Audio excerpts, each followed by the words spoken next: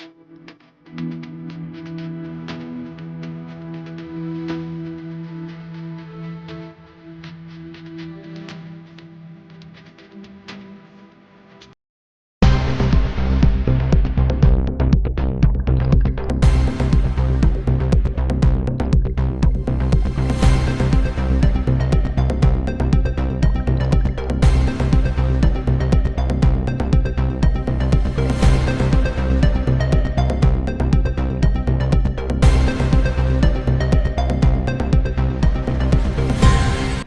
ದಿನ ಕಾರ್ಯಕ್ರಮನ 16 ಮೇ ಇವತ್ತು ನಾವು ಹಮ್ಮಿಕೊಂಡಿದ್ದು.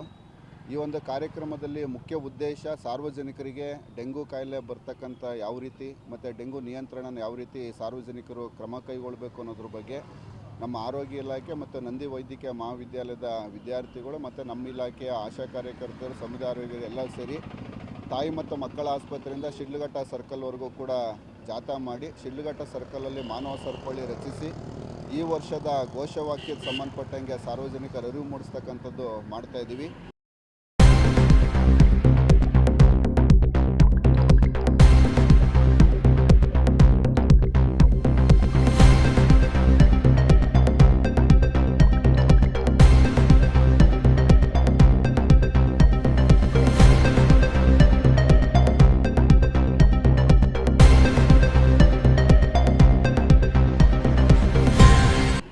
ಈ ವರ್ಷದ ಘೋಷವಾಕ್ಯ ಬಂದಾಗ ಸಮುದಾಯದೊಂದಿಗೆ ಸೇರಿ ಡೆಂಗು ಕಾಯಿಲೆಯನ್ನು ಅಥವಾ ಡೆಂಗು ಜ್ವರವನ್ನು ನಿಯಂತ್ರಿಸೋಣ. ಈ ಒಂದು ನಿಯಂತ್ರಣ ಮಾಡೋದ್ರಿಂದ ನಮ್ಮ ಜಿಲ್ಲೆಯಲ್ಲಿ ಈಗ ಆಲ್ರೆಡಿ ಜನವರಿಯಿಂದ ನಿನ್ನೆ ದಿನಾಂಕದವರೆಗೆ 53 ಡೆಂಗು ಪ್ರಕರಣಗಳು ವರದಿಯಾಗಿದೆ. ಮುಂದಿನ ಈಗ ಮಳೆಗಾಲ ಪ್ರಾರಂಭ ಆಗ್ತಾಯಿದೆ, ಪೂರ್ವ ಮುಂಗಾರು ಮಳೆ. ಮಳೆ ಪ್ರಾರಂಭ ಆಗಿದ್ದ ಜೊತೆಗೆ ಮನೆಯಲ್ಲಿರ್ತಕ್ಕಂಥ ಹೊರಾಂಗಣ ಒಳಾಂಗಣ ಶುಚಿತ್ವ ಕಾಪಾಡ್ತಕ್ಕಂಥದ್ದು ಭಾಳ ಮುಖ್ಯವಾಗಿರ್ತದೆ. ನಿಂತ ನೀರು ಸೊಳ್ಳೆಗಳ ಉತ್ಪತ್ತಿ ತಾಣ.